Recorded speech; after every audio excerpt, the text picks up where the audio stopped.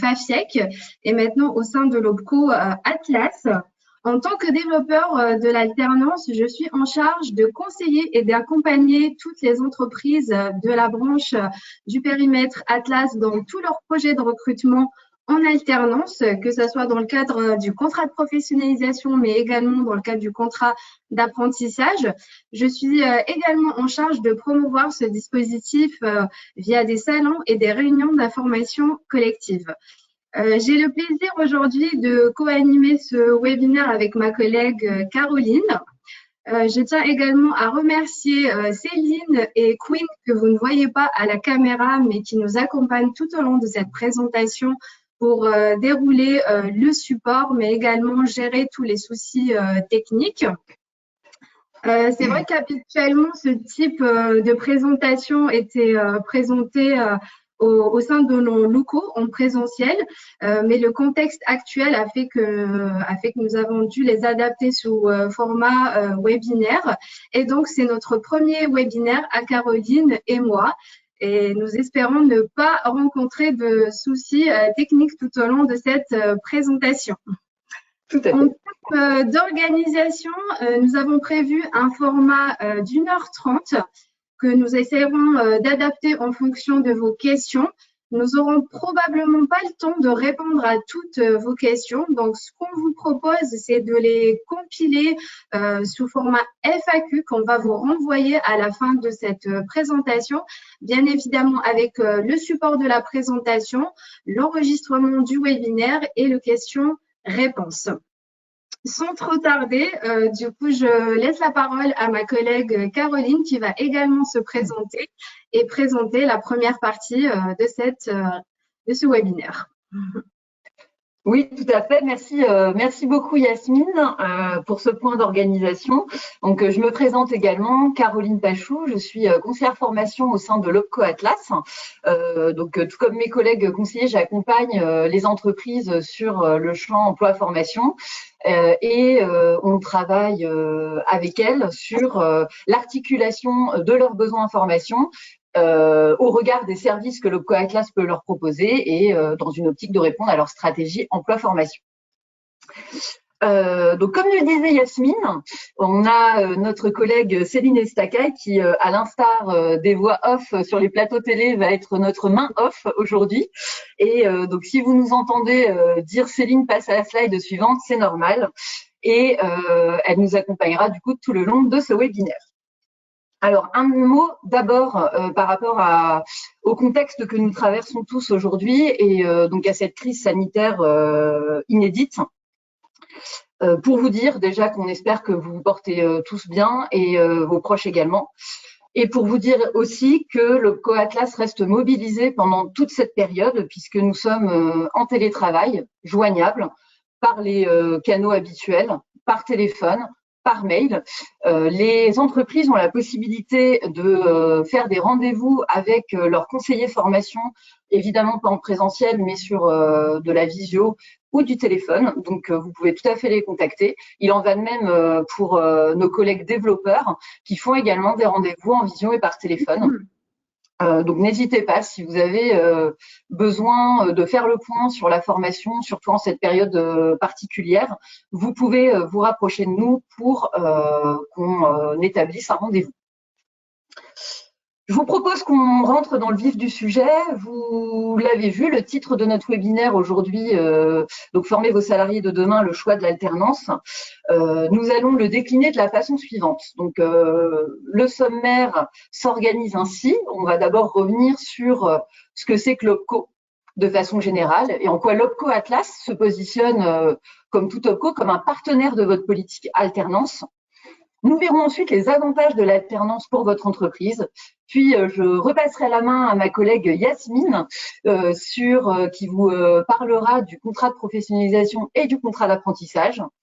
On fera un zoom sur la procédure administrative pour enchaîner ensuite sur le tutorat et voir en quoi le tutorat est un véritable allié pour le développement des compétences de votre entreprise. On enchaînera ensuite sur les aides qui sont possibles et mobilisables pour ces deux types de contrats avant de terminer sur la boîte à outils que nous vous mettrons à disposition. Commençons déjà avec le périmètre de l'OPCO Atlas. Alors, comme vous le savez, jusqu'en 2019, les organismes paritaires collecteurs agréés, OPCA, étaient les grands acteurs de la formation professionnelle et étaient notamment en charge de la collecte des contributions et de la redistribution des fonds.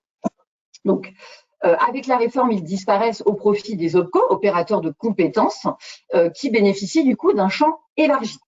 Donc, les OPCO, finalement, concrétisent une volonté du législateur d'aborder les questions de l'emploi, de la formation, de l'apprentissage sous un angle et à l'échelle, disons, de filières économiques cohérentes. Donc, c'est tout l'intérêt de l'infographie que vous voyez là.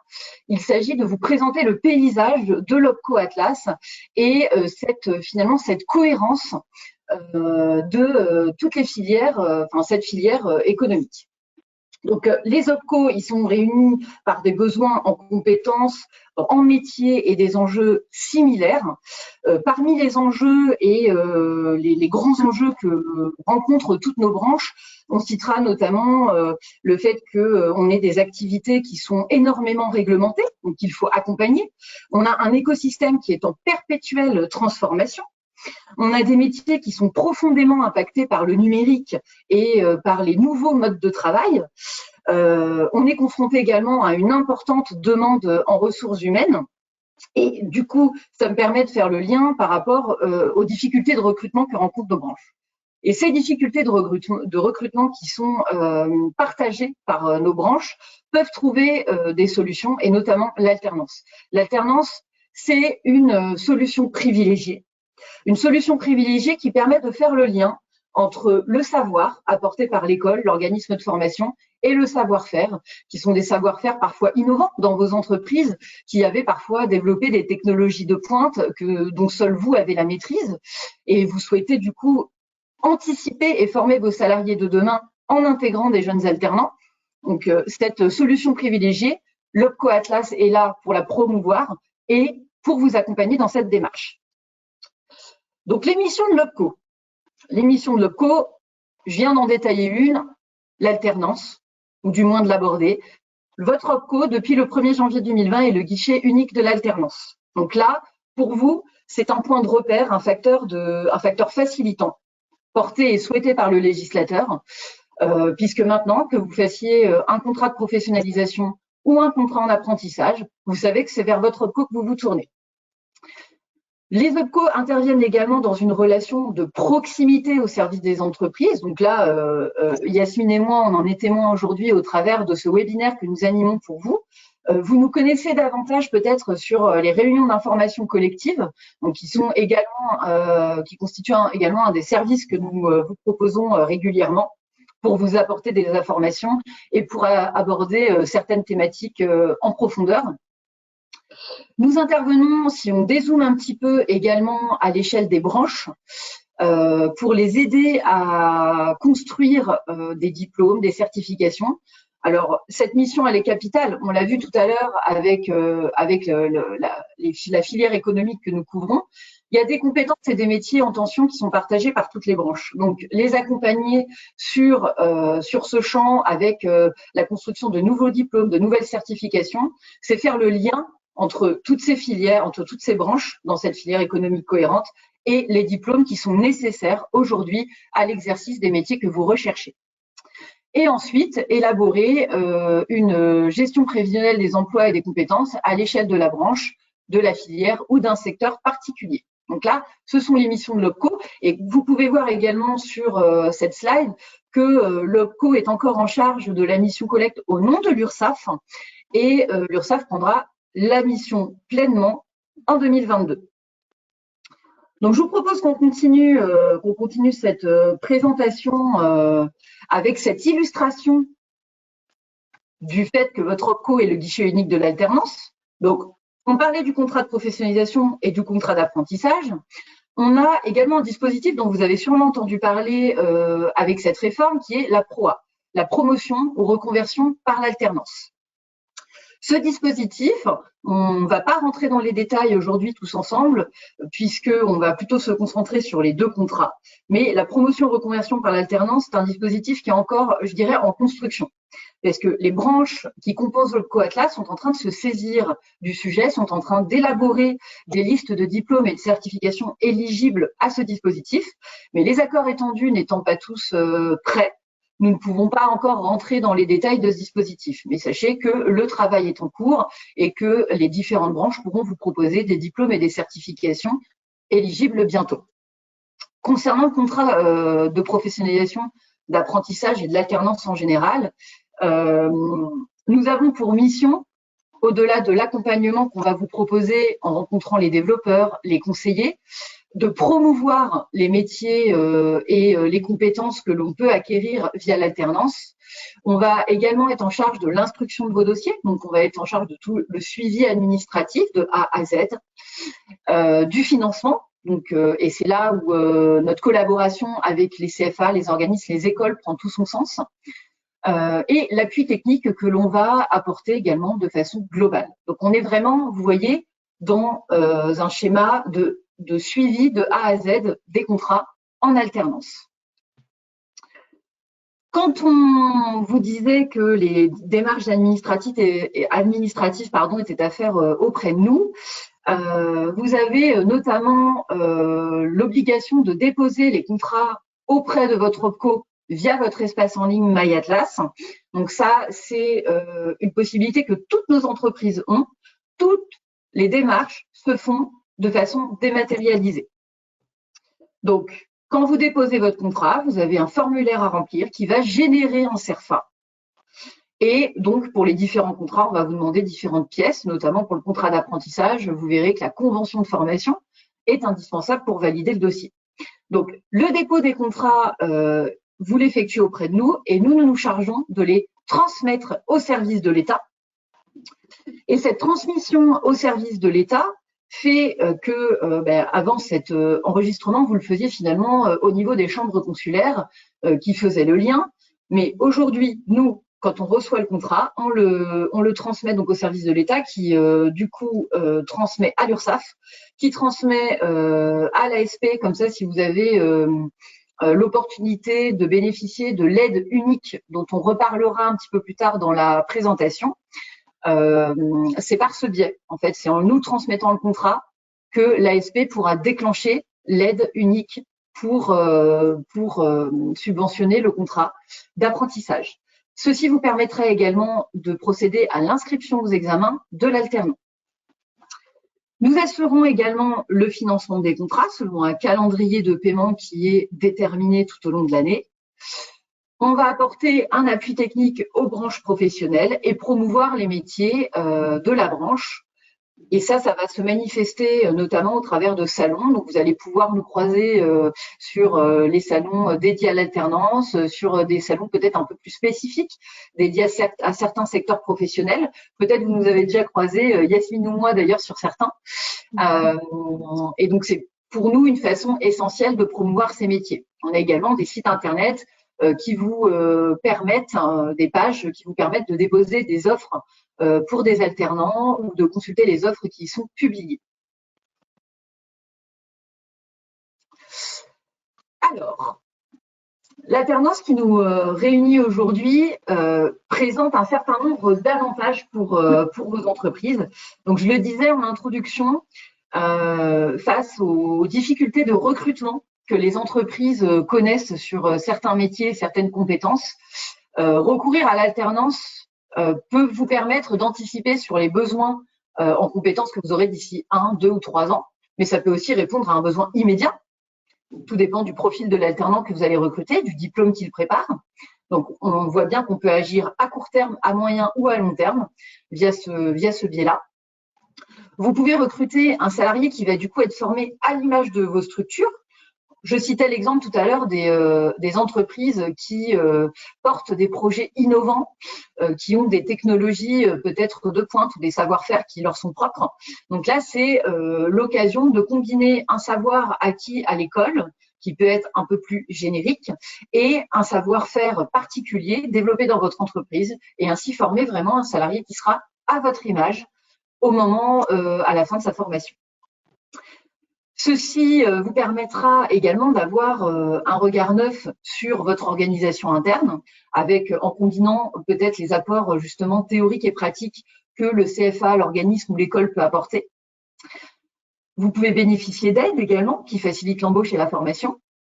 Donc, vous voyez que là, on est sur un champ où l'alternant va venir se former chez vous, stabiliser un emploi par la suite, et vous allez pouvoir se former un salarié à votre image. Donc, on est vraiment sur une dimension gagnant-gagnant et sur une modalité de recrutement qui, pour vous, peut être une vraie solution face aux difficultés que vous pouvez rencontrer.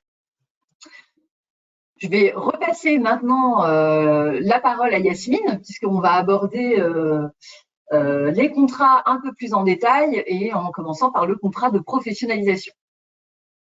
Merci Caroline.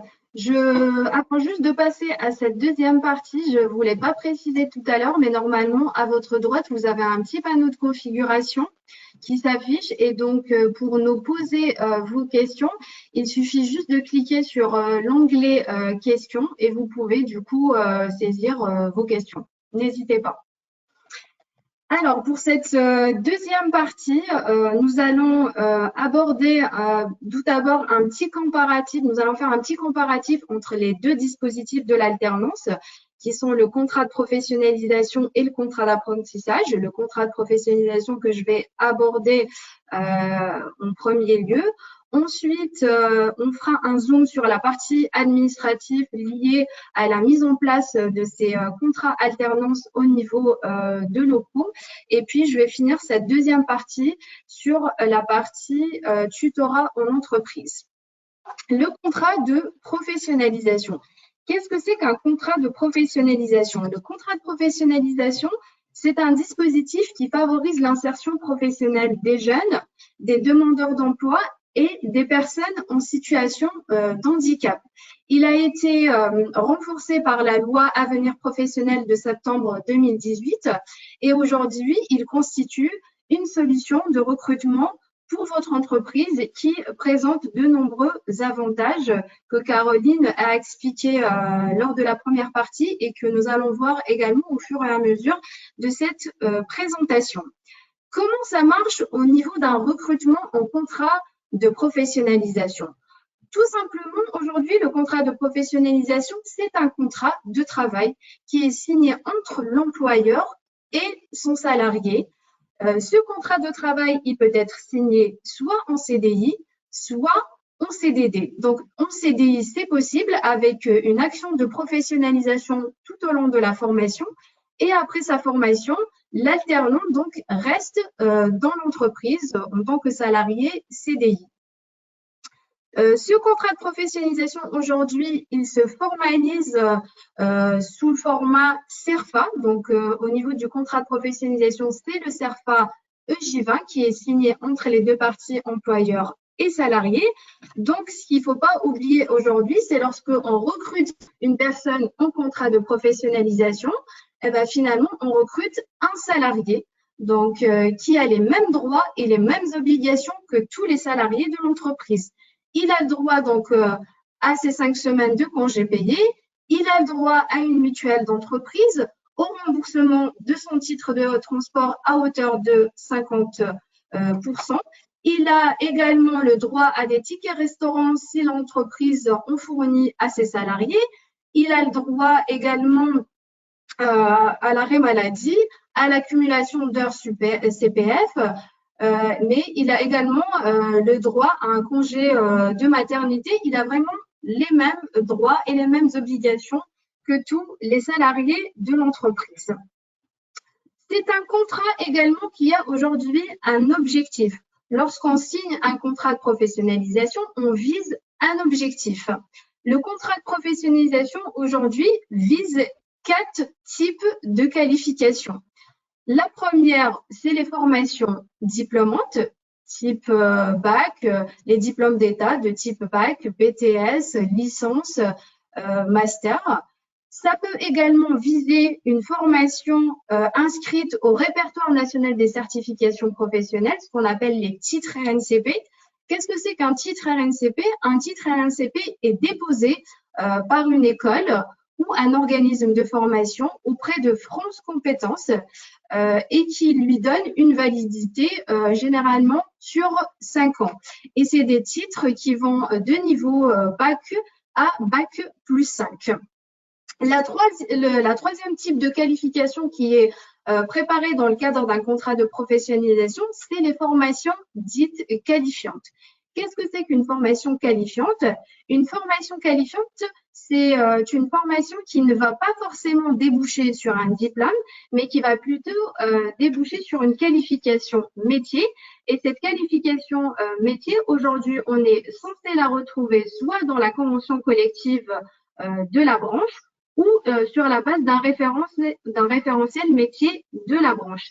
Et la dernière qualification qui est préparée dans le cadre d'un contrat de professionnalisation, ce sont les CQP, les certificats de qualification professionnelle. Qu'est-ce que c'est qu'un CQP?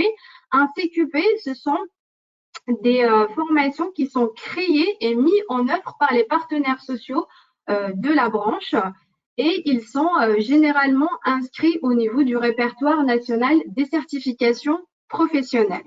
Donc, vous voyez, dans le cadre d'un contrat de professionnalisation aujourd'hui, on a un large choix de qualifications qui peuvent se préparer.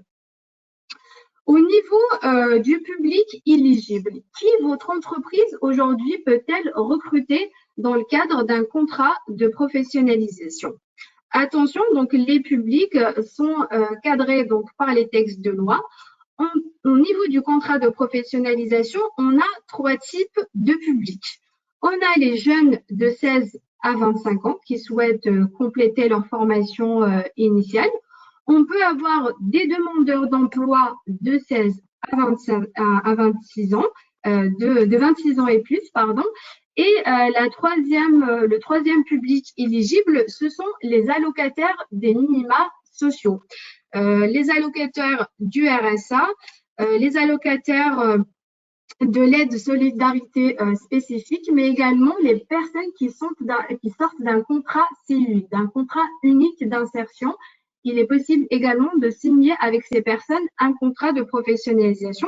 Et la dernière catégorie d'allocataires de minima sociaux, ce sont les allocataires de l'aide handicap, qui peuvent également bénéficier d'un contrat de professionnalisation. Le contrat de professionnalisation, c'est également un contrat aujourd'hui qui est cadré au niveau de la durée, mais également au niveau du contrat. En termes de contrat, c'est un contrat qui doit faire minimum 6 mois et qui peut aller jusqu'à 24 mois maximum selon certaines formations diplômantes. Et sur certains publics spécifiques, notamment les allocataires des minima sociaux, le contrat de professionnalisation aujourd'hui peut même aller jusqu'à 36 mois. Au niveau de la durée du contrat, de la durée de formation, c'est une durée qui est également cadrée. Le contrat, la durée de formation en contrat de professionnalisation, c'est 15 à 25% de la durée du contrat de travail en professionnalisation. Donc, cette durée, il faut pouvoir donc la respecter pour que le contrat soit éligible. Et dans certaines formations diplômantes et selon les accords de branche, cette durée maximum de 25% peut aller même jusqu'à 50% de la durée du contrat. Au niveau de ce contrat de professionnalisation aujourd'hui, désigner un tuteur également, c'est une obligation. Le tuteur, c'est la personne qui va encadrer le jeune tout au long de sa formation et qui va faire le lien entre l'organisme de formation et la partie pratique qui est mise en place en entreprise dans le cadre de ce contrat de professionnalisation. Alors, ce qu'il faut savoir également, c'est que dans le cadre d'un contrat de professionnalisation, aujourd'hui, le salarié n'est pas à temps plein dans l'entreprise. Évidemment, parce qu'il prépare un diplôme, donc il va en organisme de formation pour préparer ce diplôme, donc il alterne entre des périodes de formation à l'école et une mise en pratique en entreprise sur son poste de travail. Mais lorsqu'il est en formation, il est également rémunéré sur la partie formation, il est sous la responsabilité de l'entreprise, donc c'est un salarié qui va en formation et qui est rémunéré sur la partie formation.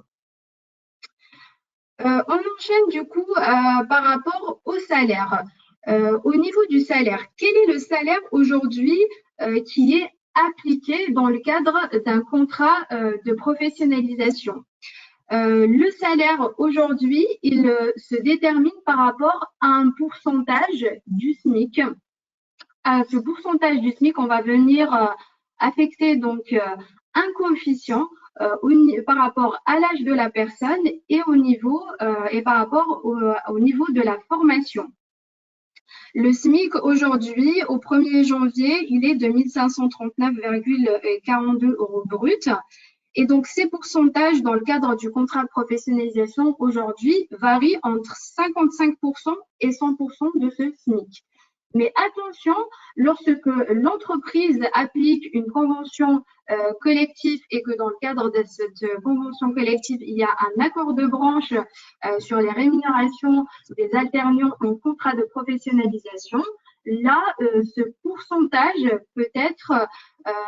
va se calculer par rapport à ce qu'on appelle le SMC, le salaire minimum conventionnel. Donc, ça ne va plus être un pourcentage par rapport au SMIC, mais ça va être un pourcentage par rapport au SMC, salaire minimum conventionnel, qui est déterminé par la convention collective de la branche de l'entreprise.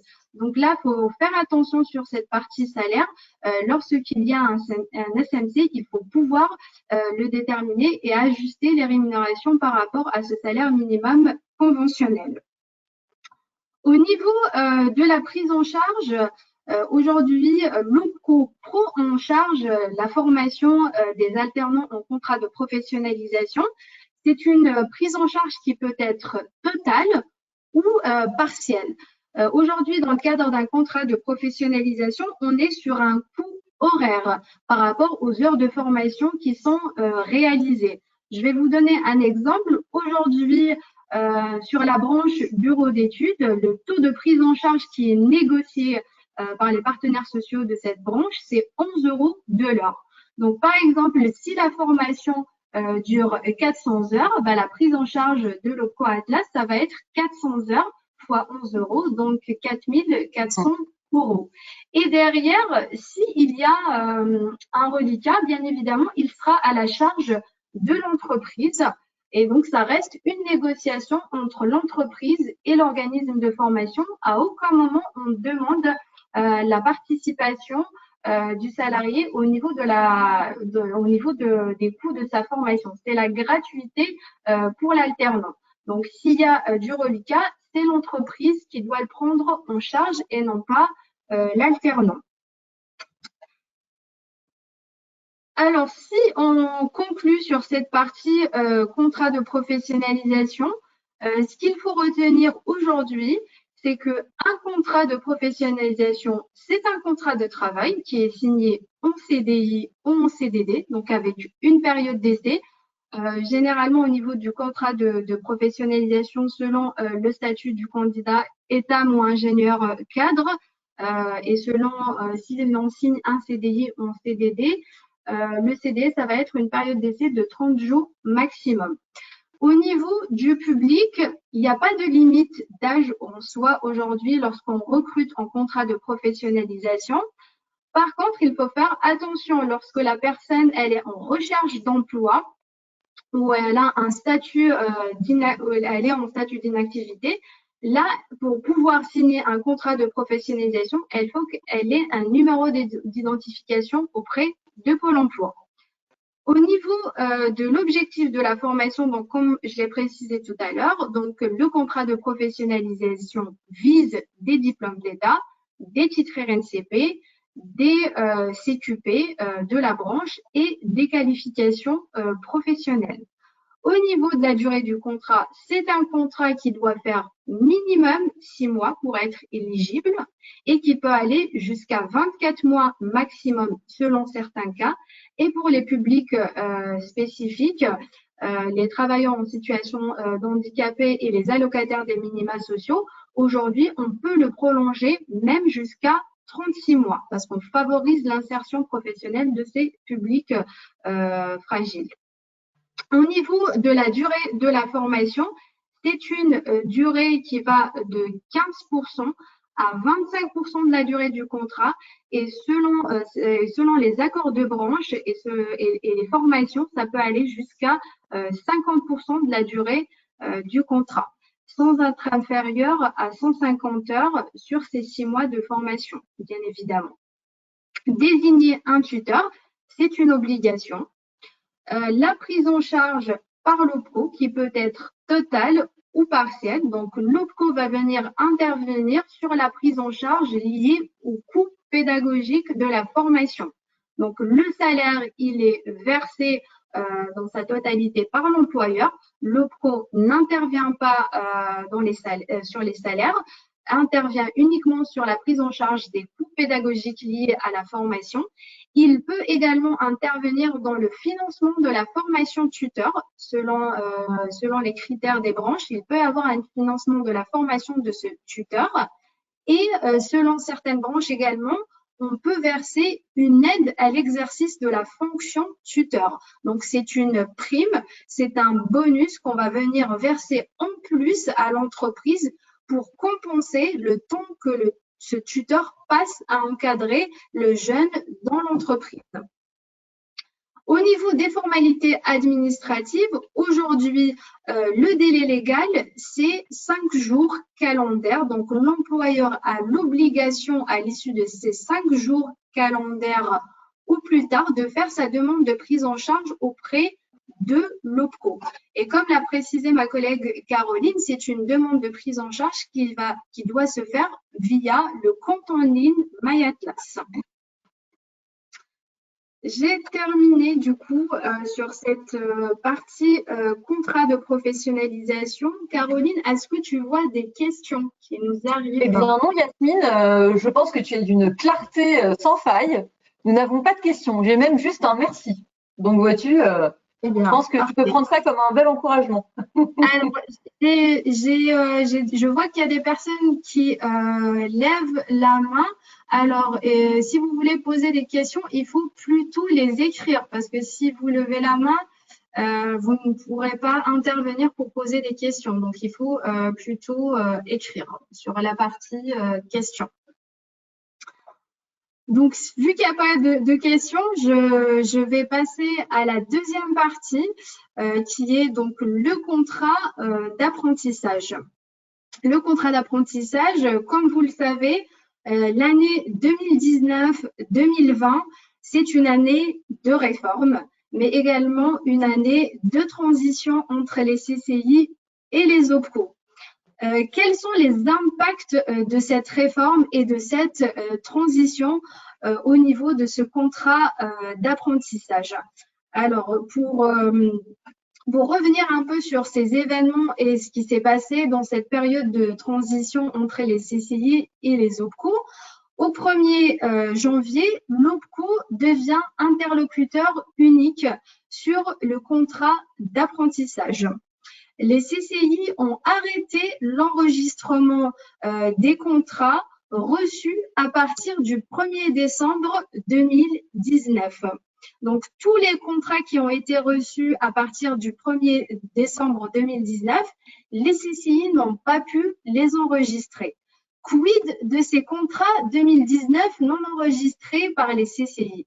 Je sais qu'il y a plusieurs entreprises aujourd'hui qui sont inquiètes parce qu'à ce jour, elles n'ont pas de retour par rapport à ces contrats 2019 qui ont été envoyés auprès des CCI.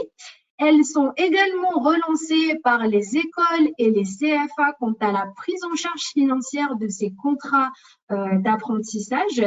Elles sont également relancées par l'URSSAF quant au numéro d'enregistrement de ces contrats pour pouvoir déclencher derrière les aides et les exonérations. Je vous rassure, pas d'inquiétude. Aujourd'hui, tous ces contrats sont repris par l'OPCO et ils seront financés par l'OPCO. Donc, la CCI nous a renvoyé tous ces contrats qu'elle n'a pas pu enregistrer depuis le 1er décembre 2019. Donc, c'est des envois qui se font au fur et à mesure auprès des OPCO. La priorité de l'OPCO Atlas aujourd'hui est de traiter ces contrats 2019 qui n'ont pas pu être enregistrés par les CCI. Je ne vous le cache pas, le délai de traitement aujourd'hui est très long au vu de la volumétrie des contrats que nous avons reçus par la CCI, mais pas d'inquiétude, je vous rassure, ces contrats seront traités. Aujourd'hui, l'OPCO Atlas a mobilisé toute une équipe, tout un service apprentissage qui s'occupe de gérer ces contrats. Première des choses que ces équipes font aujourd'hui, donc elles vérifient l'éligibilité de ces contrats. Pourquoi? Parce que lorsqu'ils ne sont pas enregistrés vu qu'ils n'ont pas été enregistrés par la CCI, ces contrats, ça veut dire qu'ils n'ont pas été étudiés au niveau de leur conformité. Donc, nos équipes aujourd'hui, elles vont vérifier l'éligibilité de ces contrats et vous allez probablement recevoir des courriers de relance s'il y a certains points qui sont bloquants. Donc, il faudra faire des avenants pour que nous, on puisse ajuster ces contrats. Une fois que ces contrats ils sont ajustés, nos équipes vont valider le financement de ces contrats. Donc, ils vont envoyer un accord de prise en charge auprès de l'organisme de formation du CFA. Ils vont également avertir l'entreprise sur ce financement. Et ces contrats vont être transmis auprès des services de l'État pour enregistrement. Et le SI-DK, qui est le système d'information d'enregistrement des contrats d'apprentissage, qui est mis en place aujourd'hui par la DGEFP, va pouvoir générer un numéro de dépôt. Et comme l'a expliqué donc Caroline, ce numéro de dépôt va vous servir par la suite de déclencher les exonérations au niveau de l'URSSAF, mais également de pouvoir inscrire les candidats qui préparent des diplômes d'État au niveau de la maison des examens. Je vois qu'il y a une petite question qui arrive. Saisir pour vous dans MyAtlas. Oui, effectivement, aujourd'hui, la demande de prise en charge, il faudra la saisir en ligne sur votre compte MyAtlas. Donc, vous vous connectez sur votre compte MyAtlas. Au niveau du contrat de professionnalisation, il n'y a pas d'apprentissage, il n'y a pas de formulaire de demande de prise en charge à remplir. C'est la saisie du contrat que vous allez faire directement en ligne. Et puis, vous pouvez l'imprimer et le signer des deux parties, salarié, employeur, et le faire viser par le CFA. Yasmine, il y a d'autres questions qui sont arrivées. On peut peut-être faire un petit point avant d'avancer plus amont. Alors déjà, petite précision pour que vous soyez tous à l'aise avec le fait de poser des questions. On vous le redit, n'hésitez pas. Hein, c'est sur le côté droit de votre écran.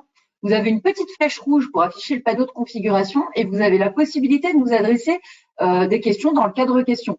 Donc là, on en a certaines qui sont arrivées.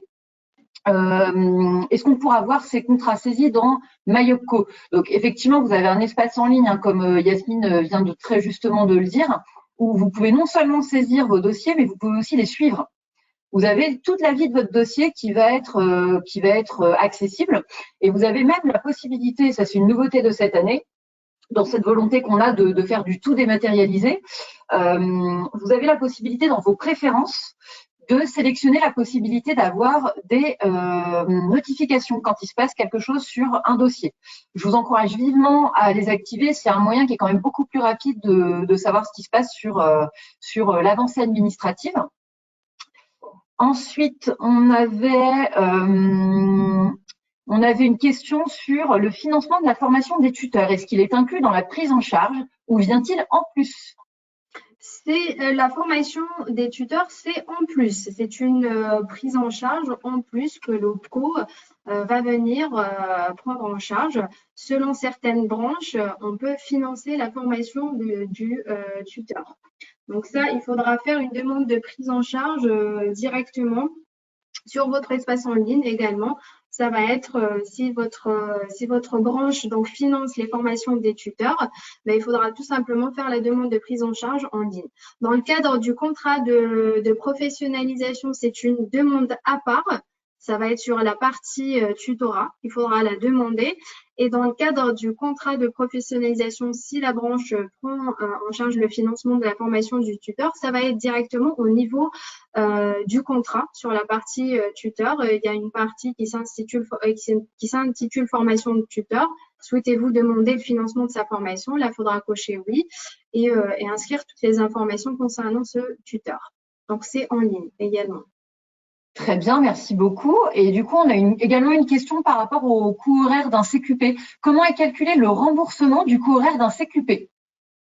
Alors, c'est par rapport aux accords de branche, toujours.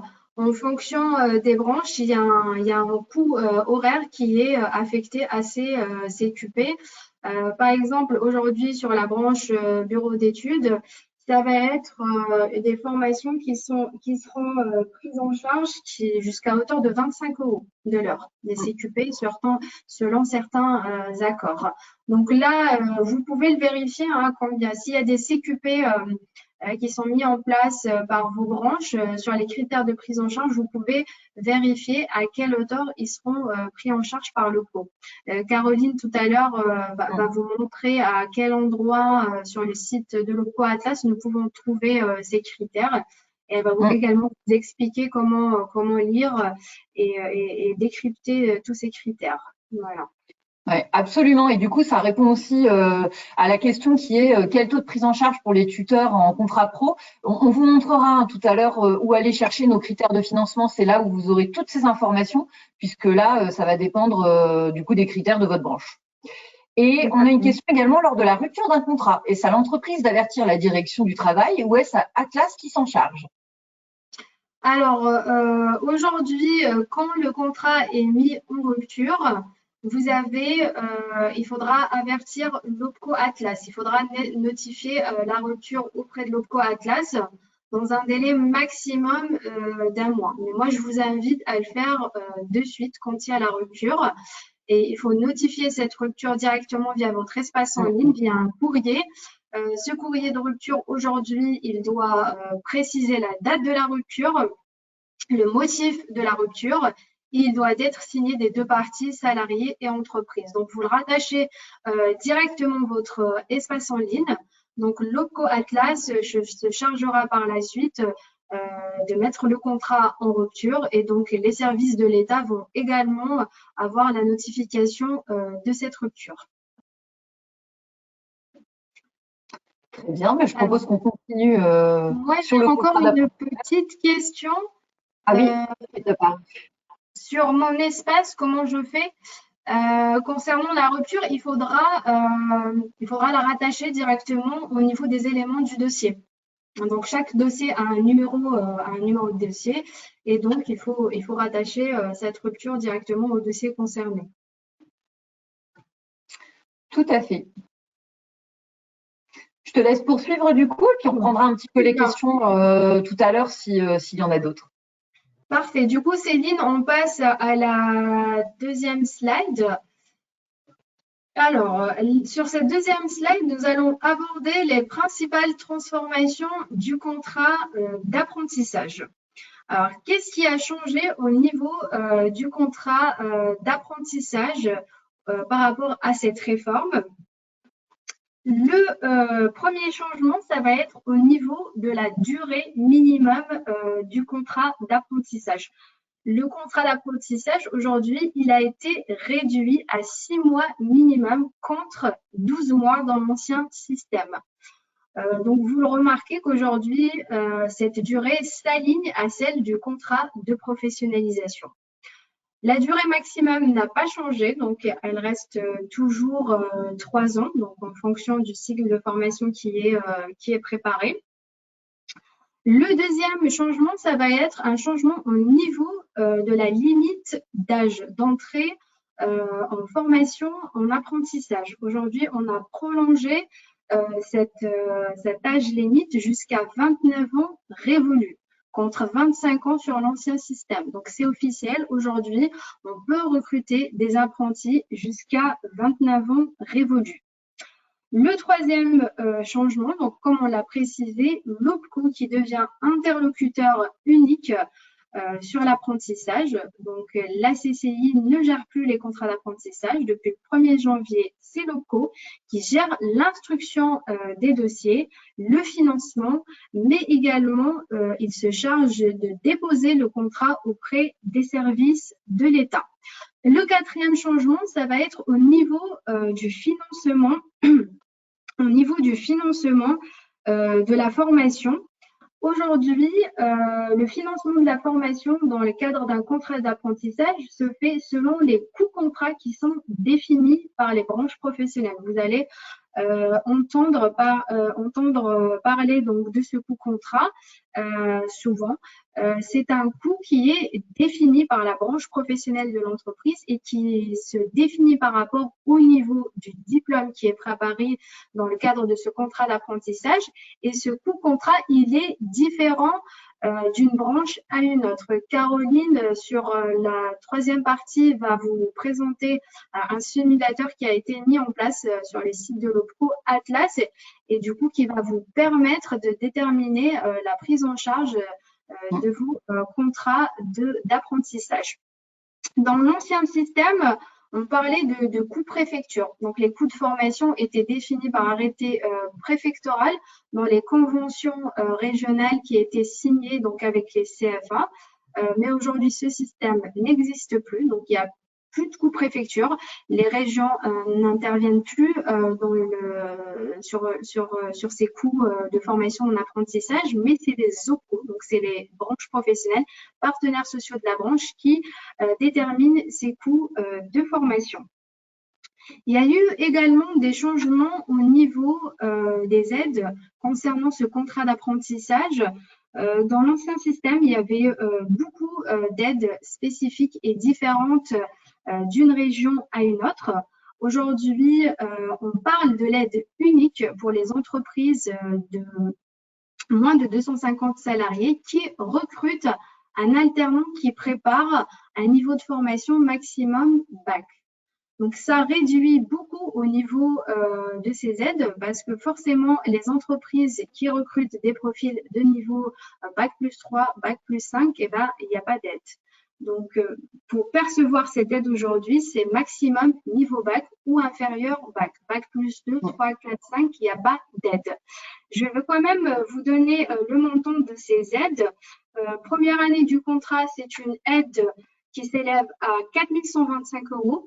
Deuxième année de contrat, c'est 2 000 € et la 3e année de contrat, c'est 1 200 €. Cette aide, aujourd'hui, elle est déclenchée automatiquement lorsqu'on dépose le contrat sur le SI-DK de la DGEFP. Donc, si votre contrat il est éligible pour recevoir cette aide, eh bien, vous allez être averti par l'ASP, qui est l'agence de services de paiement, qui va vous envoyer donc un petit mail et qui va vous inviter à créer votre compte sur Silae pour rentrer donc vos coordonnées bancaires et pour que vous puissiez percevoir par la suite cette aide. Donc, il n'y a pas de démarche supplémentaire à faire pour percevoir cette aide. Donc, elle va se déclencher automatiquement si votre contrat il est éligible. Il y a aujourd'hui également un petit changement au niveau des 3 mois de formation. Donc, comme vous le savez, le contrat d'apprentissage aujourd'hui peut avoir un démarrage dans la limite de 3 mois après la formation. Ça, c'est une règle qui a toujours existé, c'est-à-dire que votre alternant n'a pas encore d'entreprise, mais il a débuté sa formation dans l'école ou le CFA. Il a 3 mois pour pouvoir trouver une entreprise et signer un contrat de professionnalisation. Aujourd'hui, ce qui a changé avec cette réforme, c'est que ces 3 mois sont financés par l'OPCO. Donc, ils sont pris en charge par l'OPCO, même si cette période-là n'a pas été couverte par un contrat.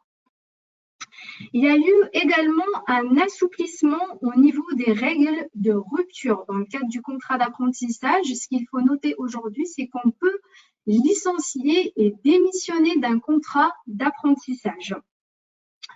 Je ne sais pas si vous le savez, mais aujourd'hui, la période d'essai dans le cadre d'un contrat d'apprentissage, elle est de 45 jours de travail effectif en entreprise. Durant cette période d'essai de 45 jours de travail effectif en entreprise, le salarié comme l'employeur peut décider de mettre fin au contrat. ou ça peut être une rupture d'accord commun entre les deux parties. Mais dépasser cette période d'essai de 45 jours de travail effectif en entreprise, et à défaut d'accord des deux parties, aujourd'hui, l'employeur peut licencier. Il peut licencier soit pour faute grave, inaptitude médicale, donc cas de force majeure lorsqu'il y a le décès du maître d'apprentissage dans les petites structures et qu'on ne peut pas le remplacer, donc on peut également licencier. Et on peut licencier lorsque l'apprenti est exclu de son CFA. C'est une cause réelle et sérieuse pour pouvoir licencier l'apprenti. Donc, il est exclu de son CFA. Derrière, vous avez la possibilité de le licencier. Alors que sur l'ancien système, donc, il était exclu de son CFA, mais l'entreprise devait quand même poursuivre la relation contractuelle avec lui jusqu'à la fin de son contrat. Donc ça, c'est à l'initiative de l'employeur qui peut licencier, donc en dehors de cette période d'essai de 45 jours de travail effectif en entreprise. Mais l'alternant a la possibilité également de démissionner de son contrat d'apprentissage, dépasser cette période d'essai de 45 jours de travail en effectif si la situation au niveau de l'entreprise ne lui convient pas, il peut décider de partir après préavis et entretien avec un médiateur consulaire. Qu'est-ce que c'est qu'un médiateur consulaire? C'est un conseiller qui se trouve au niveau des CCI, chambres consulaires. Et donc, l'alternant a juste besoin de prendre rendez-vous avec lui. C'est quand même un facilitateur. Il va essayer quand même de contacter l'entreprise pour essayer de trouver une solution pour que le jeune ne parte pas. Mais si au final, il n'y a aucune solution qui est trouvée et que le jeune maintient sa position de partir, il peut décider de partir et de quitter l'entreprise. Nouveauté également dans le cadre de cette réforme, c'est que lorsque le contrat il est rompu, et ben aujourd'hui l'apprenti il a la possibilité de poursuivre sa formation dans l'entreprise. Il a la possibilité de poursuivre sa formation, pardon, pas dans l'entreprise, mais dans l'organisme de formation jusqu'à 6 mois. Pour qu'il puisse trouver une nouvelle entreprise. Et donc, ces 6 mois de formation aujourd'hui, qui ne sont pas couverts par un contrat, ils sont également pris en charge par l'OPCO. Ils sont financés par l'OPCO. Et dernier changement, ça va être au niveau des organismes de formation. Aujourd'hui, donc, avec cette réforme, tous les organismes de formation peuvent proposer de l'apprentissage. Donc, on passe d'un marché fermé de l'apprentissage qui était uniquement réservé au CFA qui détenait une convention donc, avec la région à un marché de l'apprentissage libre où tout le monde peut proposer de l'apprentissage sans avoir cette obligation de détenir une convention avec la région.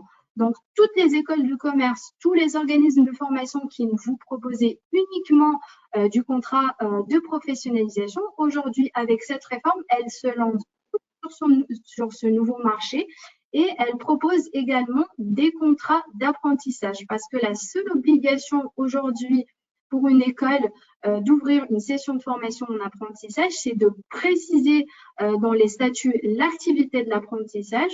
Et donc, une fois que cette action est faite, elle peut ouvrir des sessions de formation en apprentissage. Elle n'a pas besoin de signer une convention avec la région comme dans l'ancien système.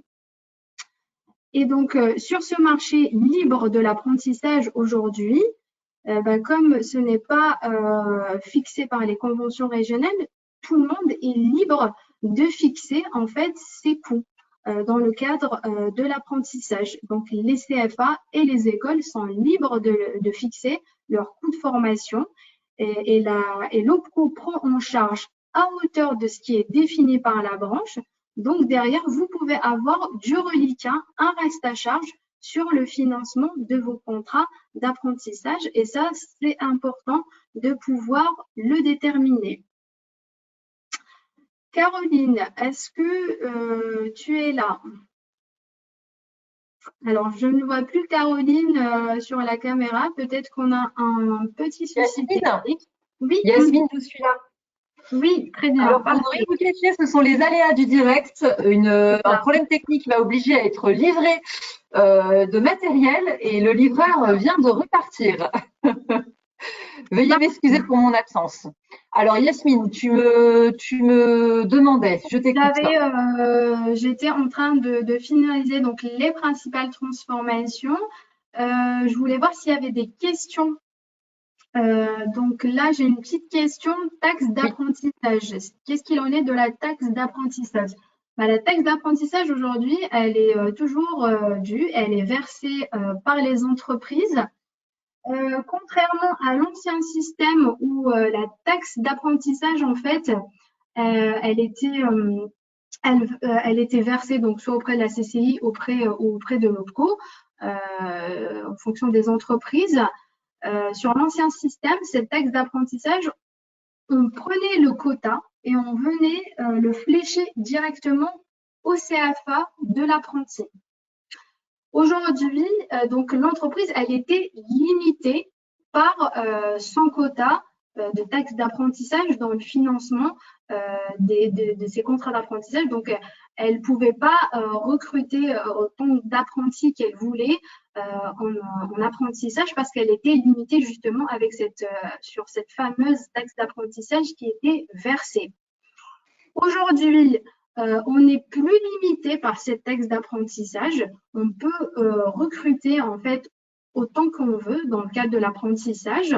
Cette taxe d'apprentissage reste, elle est payée par les entreprises, mais en fin de compte, elle va venir se fondre dans la formation, dans la taxe formation professionnelle. D'ailleurs, aujourd'hui, on ne paye plus cette taxe d'apprentissage à part et sa taxe formation professionnelle à part. Avant, il y avait deux bordereaux. Aujourd'hui, il y a un seul bordereau, donc contribution unique, formation professionnelle, taxe d'apprentissage. Donc, en fin de compte, cette taxe d'apprentissage, elle va se fondre dans la taxe formation professionnelle et elle va être mutualisée. Donc, tous les contrats sur le contrat d'apprentissage, et c'est déjà le cas aujourd'hui sur le contrat de professionnalisation, elle est mutualisée. La contribution formation professionnelle. Le contrat de professionnalisation, c'est sur la contribution formation professionnelle, hein, pas sur l'apprentissage. Donc, en fin de compte, ce qui se passe, cette taxe, elle est quand même payée par les entreprises, mais les entreprises ne sont plus limitées par ce qu'ils versent en termes de taxes d'apprentissage, comme je vous le disais, parce qu'ils peuvent recruter autant d'apprentis qu'ils veulent. Tous les contrats seront financés, en fin de compte, par l'OPCO, mais à hauteur de ce qui est défini par la branche. Donc, il peut avoir un reliquat pour l'entreprise, en plus du paiement de votre taxe d'apprentissage. Donc ça, il faut faire attention et pouvoir le déterminer. Caroline, est-ce que tu vois d'autres questions? Oui, alors il y a d'autres questions. Juste pour être sûr que tu n'y aies pas déjà répondu quand j'ai dû m'absenter pour ce problème technique, Oui, il y a une dame qui demande si la rupture conventionnelle entre l'employeur et l'alternant est possible, Yasmine. oui, tout à fait. Rupture d'accord commun, hein. Donc entre Très bien. l'employeur et le salarié, c'est possible. Dépasser la période d'essai de 45 jours de travail effectif en entreprise, on peut convenir d'une rupture d'accord commun entre les deux parties. Et concernant le contrat d'apprentissage, est-ce qu'un contrat d'apprentissage doit se terminer exactement à la date de fin de formation ou peut-il se terminer un peu après? Et quelles sont les règles pour un contrat de professionnalisation aussi sur le même champ? Alors, au niveau du contrat de professionnalisation, aujourd'hui, on a ce qu'on appelle une tolérance de 2 mois. C'est-à-dire que vous avez la possibilité de faire débuter votre jeune en contrat de professionnalisation dans l'entreprise 2 mois avant le début de sa formation. Donc, cette tolérance, elle a été fixée dans les textes de loi. Pourquoi? Pour permettre du coup à l'entreprise, parce qu'aujourd'hui, on a une période d'essai de 30 jours, et si le salarié en contrat pro va directement finalement en centre de formation, il fait 2-3 semaines de cours, il arrive en entreprise, il ne reste pas beaucoup de temps pour que l'entreprise puisse du coup le tester. Donc, sachez qu'aujourd'hui, vous avez donc cette tolérance de 2 mois. Vous pouvez le recruter 2 mois maximum avant le début de sa formation. Ça peut être 1 mois, ça peut être 2 mois. Ça, c'est à votre convenance. Cette tolérance aujourd'hui, elle est mise en place également parce que dans ce délai de 2 mois, on fait un bilan avec l'alternant pour voir si sa formation lui convient. Par rapport aux missions qui lui sont affectées dans l'entreprise pour voir si tout convient aux deux parties. Et sur ce délai de 2 mois, l'alternant peut décider de changer de parcours de formation. Voilà, il peut décider de changer de parcours de formation ou d'organisme de formation également. Donc, on fait un avenant au contrat et on peut changer la formation parce que la formation, elle ne convient pas par rapport aux missions qui lui sont affectées dans l'entreprise. Donc, faites attention, dépasser ce délai de 2 mois, on ne peut plus changer de formation parce qu'on signe un contrat et un contrat vise une formation spécifique. On a cette tolérance de 2 mois où on fait un bilan pour voir si la formation convient. Là, il peut changer sur ce délai de 2 mois. Dépasser ce délai de 2 mois, malheureusement, on ne peut plus changer de formation. Et cette le contrat ça c'est sur le contrat de professionnalisation et le contrat de professionnalisation peut finir également 2 mois après la fin des examens. Toujours les dates du contrat doivent couvrir les dates de formation. Au niveau du contrat de professionnalisation, l'examen se termine, l'entreprise peut garder le salarié 2 mois après la date de fin de ses examens. Concernant l'apprentissage, donc comme je l'ai précisé tout à l'heure, donc il a cette tolérance de 3 mois, donc il peut commencer sa formation dans l'école, dans le CFA, ou il peut éventuellement commencer en entreprise sans avoir trouvé sa formation. Donc on a cette tolérance de 3 mois et dans ces 3 mois, donc il faut qu'il signe son contrat ou il faut qu'il démarre sa formation dans l'école ou le CFA. Par rapport à la fin à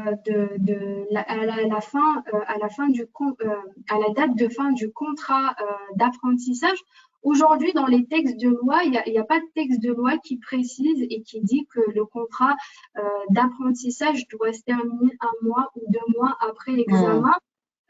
Nous, ce qu'on conseille, c'est quand même de s'aligner aux dates de la formation ou pousser au plus tard 1 mois pour éviter des cas de rupture. Parce que comme, je ne sais pas si vous le savez, mais aujourd'hui, lorsque le jeune il a validé son diplôme, il peut partir, il peut quitter et il peut partir de l'entreprise. Il peut quitter le contrat et partir de l'entreprise une fois qu'il a validé son diplôme.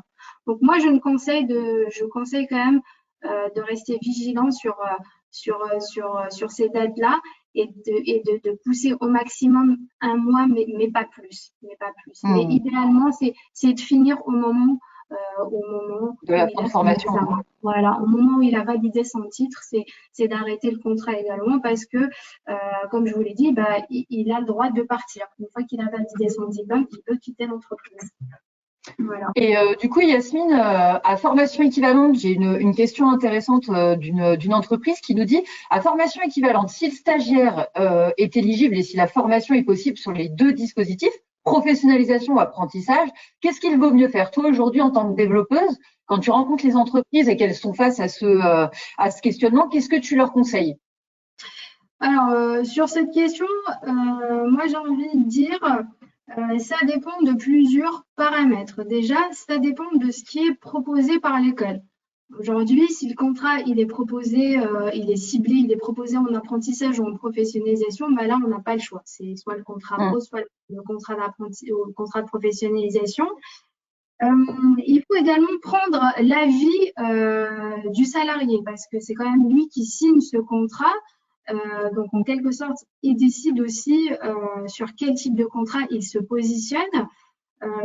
Aujourd'hui, en fonction des branches et en fonction des contrats, donc les rémunérations sont différentes. Et il y a des apprentis, par exemple, qui préfèrent aller plutôt sur un contrat de professionnalisation parce que les rémunérations au niveau des contrats de professionnalisation, elles sont plus favorables.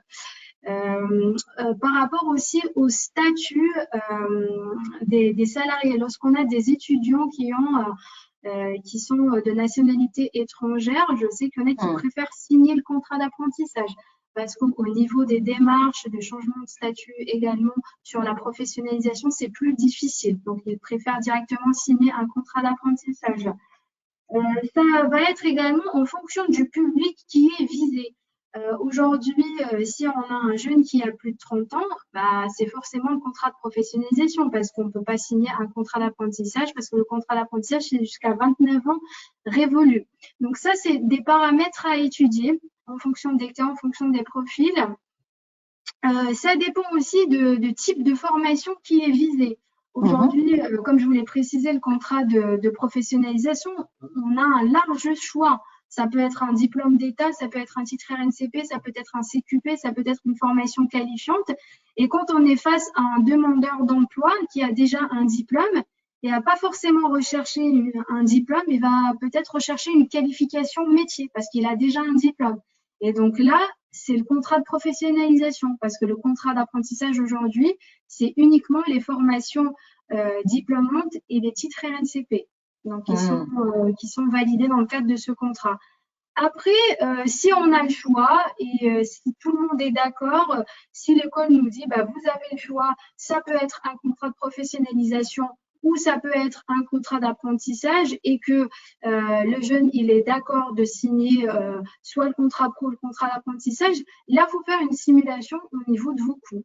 Bah, de vous dire combien il va me coûter dans le cadre, au niveau de son salaire, dans le cadre d'un contrat pro et dans le cadre d'un contrat d'apprentissage. Et combien il va me coûter également en termes de prise en charge dans le cadre d'un contrat pro, contrat d'apprentissage. Et là, il faut faire un comparatif et voir ce qui serait le moins coûteux pour l'entreprise. Et dans le cadre où vous avez peut-être des profils spécifiques, je pense notamment aux personnes en situation de handicap qui seraient détentrices d'une reconnaissance de travailleurs handicapés, vous pouvez éventuellement mettre en place un contrat d'apprentissage même si la personne a plus de 30 ans. Donc ça fait partie des cas exceptionnels. Alors, on a une autre question par rapport aux 13%. Oui. Est-ce qu'une entreprise peut continuer de verser les 13% uniquement aux CFA qui reçoivent leurs apprentis? Alors, les 13% aujourd'hui, c'est du hors apprentissage. C'est pour soutenir les formations donc initiales et technologiques.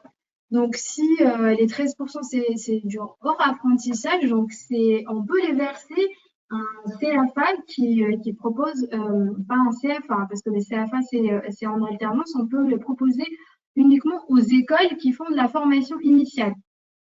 Après, il y a certains CFA aujourd'hui qui ont deux structures, qui ont une structure qui fait de l'apprentissage et une structure qui fait de la formation initiale. Et sur la structure qui fait de la formation initiale, il peut être éligible à percevoir ces 13% s'il est inscrit sur la liste. Donc, les 13%, de toute façon, il y a une liste qui est fixée et qui est arrêtée par décret. Et donc, toutes les écoles qui sont éligibles à recevoir ces 13% sont référencés sur cette liste. Donc, il faut tout simplement vérifier cette liste. Et si vous retrouvez donc l'école, elle est éligible à recevoir ces 13% de la taxe d'apprentissage. Mais oui, les 13%, c'est hors apprentissage. Il y a la liste des écoles et puis il y a aussi des structures habilitées. Et donc, pareil, c'est fixé par décret. Il y en a deux nouvelles, je crois, de mémoire la semaine dernière qui rejoignent la liste des structures habilitées. Donc, tout ça, ce sont des éléments que vous pouvez retrouver par décret ou sur le site de Légifrance où on a aussi des liens sur notre site internet qui vous emmènent vers les pages ad hoc. Ouais, on a également sur le site de l'Opco-Atlas, sur la partie contribution, vous pouvez retrouver la liste de ces écoles qui sont arrêtées par décret et qui sont éligibles à recevoir ces 13% de cette taxe d'apprentissage. Je ne voulais pas préciser, mais ces 13% de la taxe d'apprentissage aujourd'hui, c'est l'entreprise qui les verse directement à ces structures. Donc, ils ne transiteront pas par les OPCO comme avant. Donc, c'est à vous d'aller chercher donc la liste de ces écoles, de les contacter, de récupérer donc les RIB, de verser derrière donc ces 13%. Et surtout, il faudra récupérer donc le reçu libératoire derrière de la part de ces écoles, parce que c'est ça qui fait foi derrière du paiement de ces 13%. Et ça, vous devez vous en acquitter avant fin mai. Tout à fait.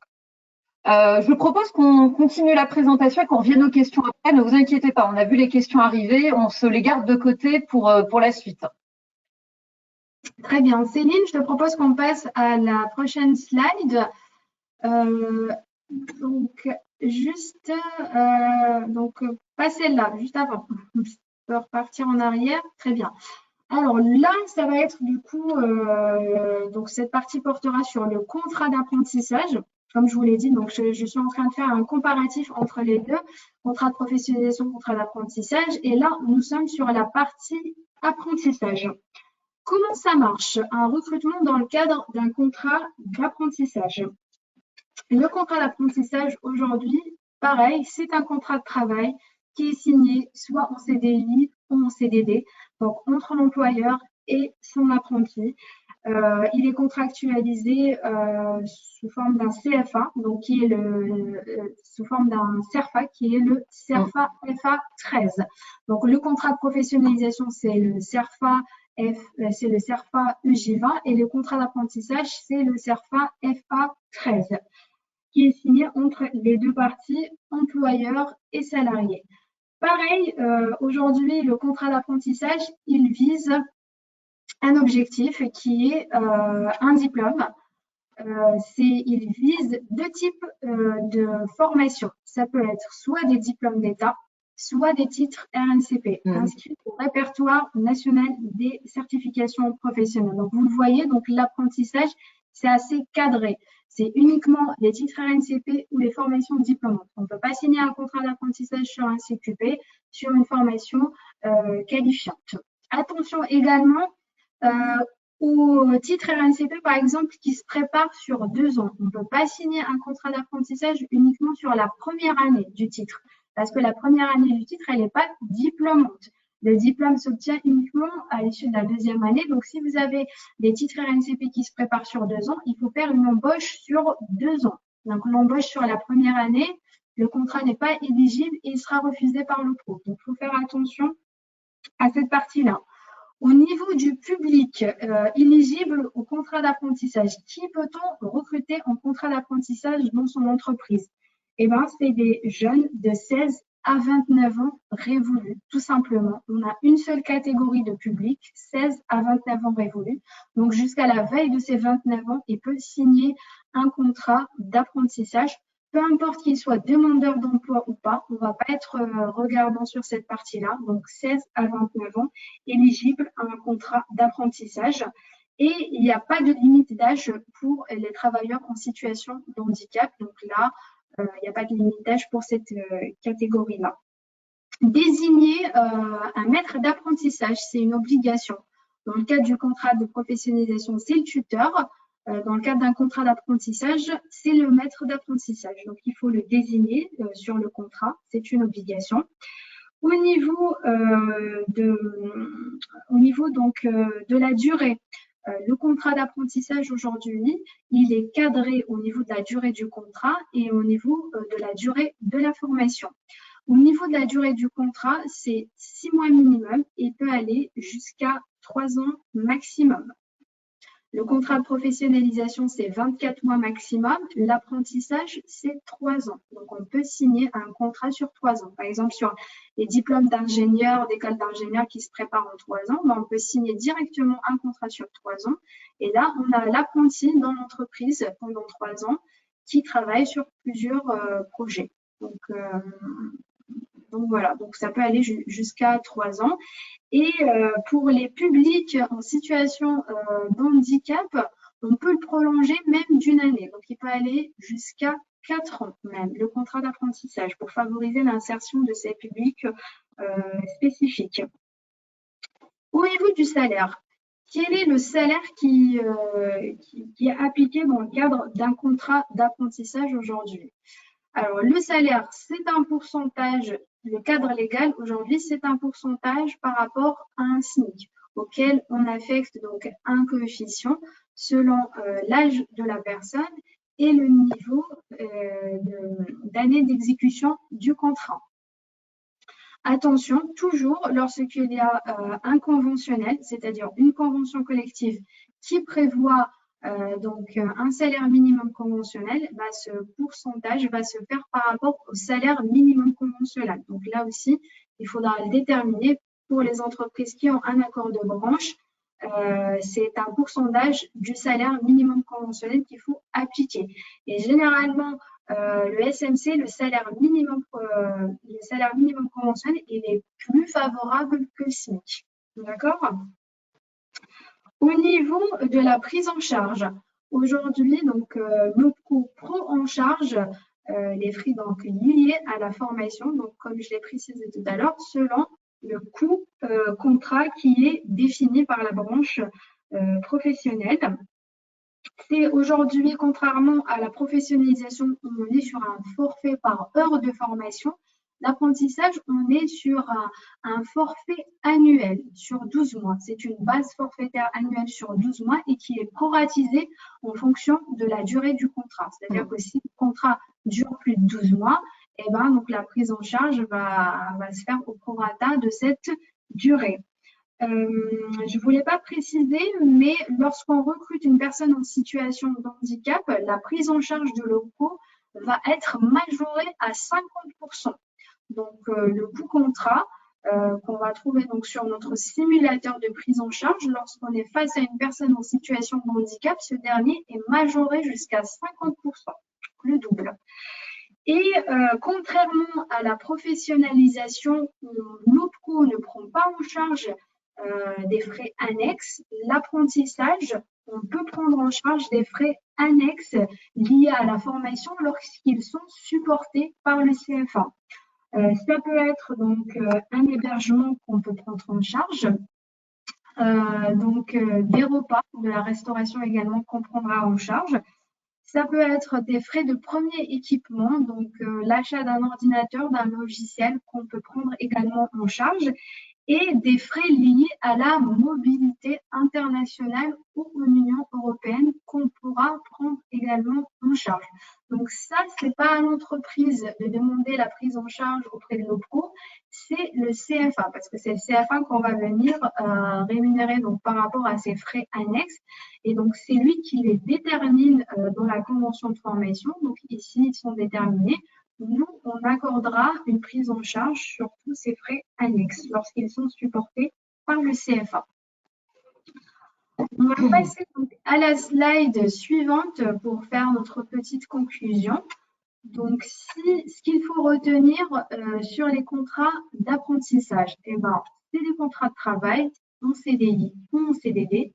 Donc, le public, c'est les jeunes de 16 à 29 ans révolus, comme je l'ai précisé, et pas de limite d'âge pour les personnes en situation de handicap ou les sportifs de haut niveau. Au niveau de l'objectif de la formation, les formations qui sont visées dans le cadre de l'apprentissage, c'est les diplômes d'État ou les titres RNCP. La durée du contrat, c'est un contrat qui dure 6 mois minimum et qui peut aller jusqu'à 3 ans. Et pour les personnes en situation de handicap, il peut être prolongé d'une année, donc il peut aller jusqu'à 4 ans. Au niveau de la durée de la formation, c'est minimum 25% de la durée du contrat. Un maître d'apprentissage est à désigner sur ce type de contrat. Il y a eu une petite réforme quant au profil et aux critères de sélection de l'aide d'apprentissage que je vais vous expliquer dans les prochaines slides. La prise en charge de l'OPCO se fait selon le coût contrat ou le coût d'amorçage. Qu'est-ce que c'est qu'un coût d'amorçage? Le référentiel de prise en charge qui a été mis en place par l'OPCO Atlas, c'est un référentiel qui est parti de l'existence, c'est-à-dire qu'on a référencé toutes les formations qui se faisaient auparavant dans le cadre du contrat d'apprentissage. Et donc, les nouveaux CFA qui se sont créés dans le cadre de cette réforme et qui ont mis en place de nouvelles formations, et ben, des fois, elles ne sont pas référencées par les branches. Et donc, quand la formation n'est pas référencée par la branche, et ben, donc, c'est le coût d'amorçage qui s'applique, par défaut. Et le coût d'amorçage, Caroline va vous l'expliquer, va vous donner les niveaux tout à l'heure lorsqu'on sera sur le simulateur. Donc, c'est un coût qui est défini en fonction du diplôme qui est préparé. Et les formalités administratives, aujourd'hui, il faut envoyer son contrat d'apprentissage, il faut saisir en ligne son contrat d'apprentissage dans les 5 jours ouvrables via votre compte MyAtlas. C'est le délai légal.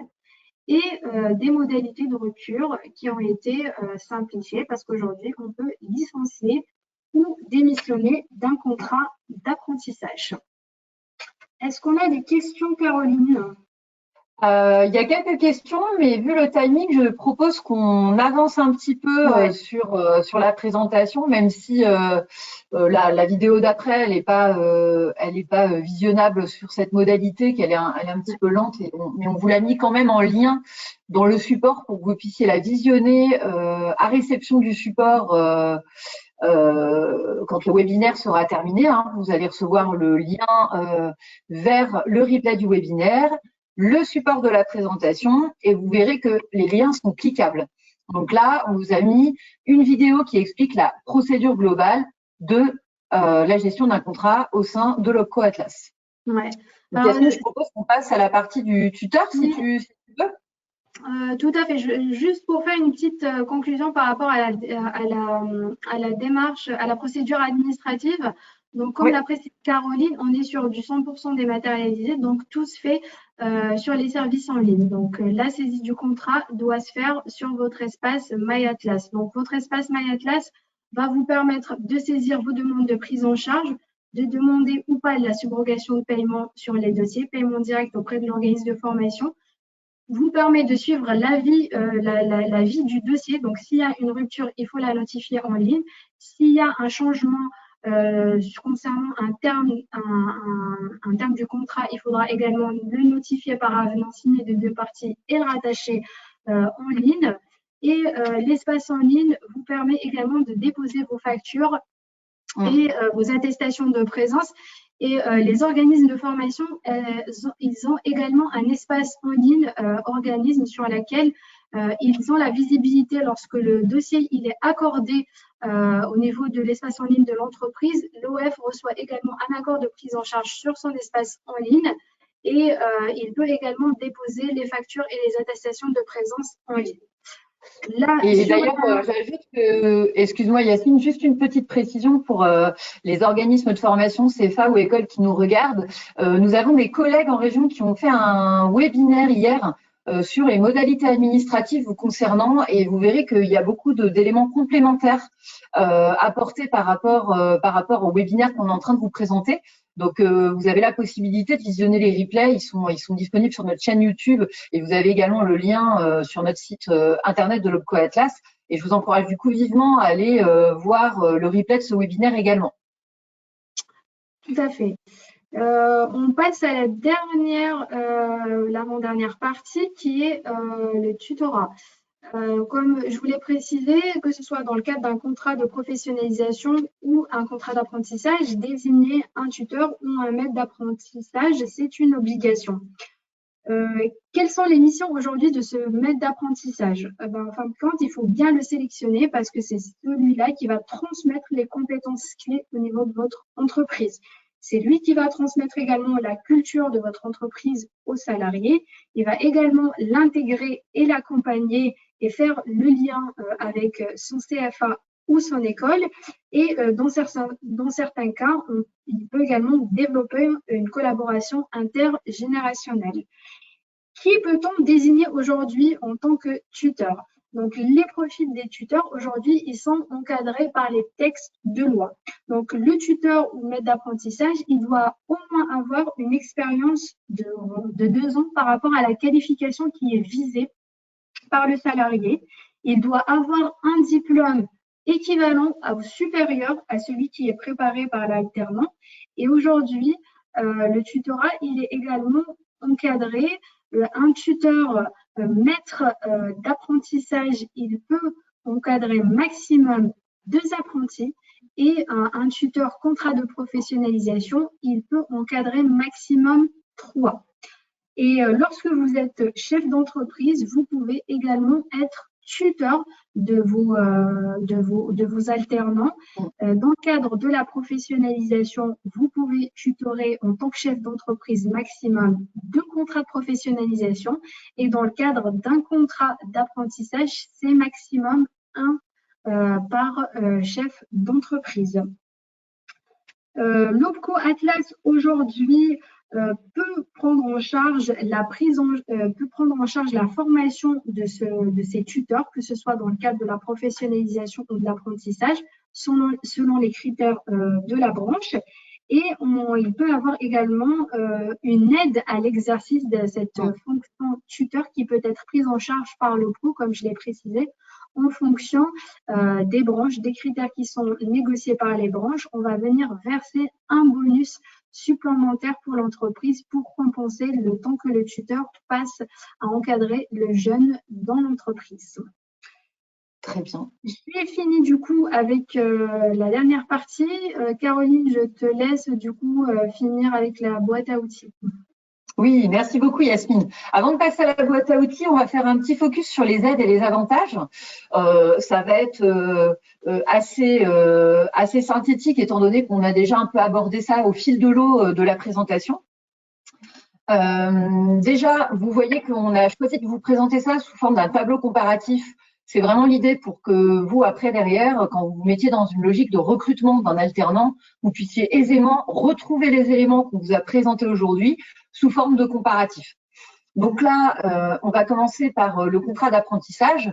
Déjà, pour le rappeler, comme l'a très justement dit Yasmine plus tôt, le contrat d'apprentissage, maintenant, il y a une des transformations apportées, a été de transformer les aides qui étaient allouées dans le cadre de ce contrat, de les transformer en une aide unique. Donc cette aide unique, elle ne concerne que les entreprises de moins de 250 salariés et uniquement pour des diplômes dont la finalité professionnelle est maximum équivalente au bac. Donc ça, c'est vraiment une chose à retenir. On parle d'aide unique et c'est pas pour rien. C'est pas pour rien. Et donc dans la colonne d'apprentissage, on vous a mis non pas d'autres aides, puisqu'on parle bien d'une aide unique, mais plutôt des réductions, des exonérations, des cas particuliers. Par exemple, on disait que tout à l'heure, vous pouviez peut-être avoir un alternant en situation de handicap. Dans ce cadre-là, et ça, que ce soit pour la professionnalisation ou l'apprentissage, vous pouvez faire appel à l'AGFIP qui peut vous accompagner pour l'accueil de cet alternant. Donc, vous pouvez faire du coup une demande d'aide. C'est un dossier à remplir auprès de l'AGFIP. On parle également d'exonération, plutôt de réduction générale. Vous le connaissiez avant, c'était l'ex-réduction Fillon. Et donc, cette réduction générale des cotisations patronales, elle est applicable pour les contrats de professionnalisation et pour le contrat d'apprentissage. Alors, par contre, la réduction générale concerne les rémunérations qui n'excèdent pas 1,6 fois le SMIC. Voilà, donc ça, c'est là le plafond d'application. Mais sinon, les deux contrats peuvent en bénéficier. En ce qui concerne donc le contrat d'apprentissage comme le contrat de professionnalisation, pour les entreprises, cette fois-ci, de au moins 250 salariés, vous le savez, en plus de vos contributions formation et donc de la CUFPA, contribution unique à la formation professionnelle et à l'apprentissage, vous devez vous acquitter de la contribution supplémentaire à l'apprentissage si jamais vous n'avez pas votre quota de 5% d'alternants dans vos effectifs. Donc, on voit bien que là, au-delà de l'avantage de recruter des alternants qui seront vos salariés de demain et d'anticiper sur les embauches futures, vous avez en plus la possibilité de remplir votre quota et de potentiellement être exonéré de cette contribution. Donc là, on peut le voir plutôt sous l'angle d'une optimisation financière. Vous pariez sur l'avenir en embauchant des alternants, vous formez à votre image et en plus, vous pouvez potentiellement ne plus verser la contribution supplémentaire. En plus de ça, si jamais vous avez plus que le quota, vous pouvez bénéficier d'un bonus. Et ce bonus, il est déductible des 13% dont on parlait tout à l'heure, sur lesquels on a eu des questions. eh bien, les 13% dont vous devez vous acquitter auprès des écoles directement, eh bien, si jamais vous êtes dans une situation où vous bénéficiez de ce bonus, vous pouvez déduire cette somme des 13% que vous devez verser par ailleurs. Donc, vous voyez un peu la dynamique dans laquelle vous allez mettre votre entreprise en recrutant des alternants. C'est vraiment un cercle vertueux. Ensuite, quel que soit le contrat, vous avez, dans le cadre d'un contrat CDD, que ce soit pour la professionnalisation ou l'apprentissage, on ne l'a pas mis dans les deux colonnes, mais dans les deux cas, à l'issue du contrat, il n'y a pas d'indemnité de fin de contrat. Donc là, pareil, ça peut être une source d'optimisation financière pour vous. Et vous avez la possibilité, donc pour l'apprentissage, donc là ça concerne principalement les CFA, de vous faire prendre en charge les frais annexes supportés par le CFA. Donc là, c'est eux qui se mettront en relation directe avec vous. Mais pour revenir à vous, entreprise, par exemple, dans le cadre d'un contrat de professionnalisation, il y a des aides supplémentaires qui existent. Si vous recrutez un demandeur d'emploi, s'il y a plus de 26 ans, vous pouvez potentiellement avoir une aide forfaitaire de Pôle emploi. S'il a plus de 45 ans, il y a une aide forfaitaire supplémentaire qui peut être appliquée.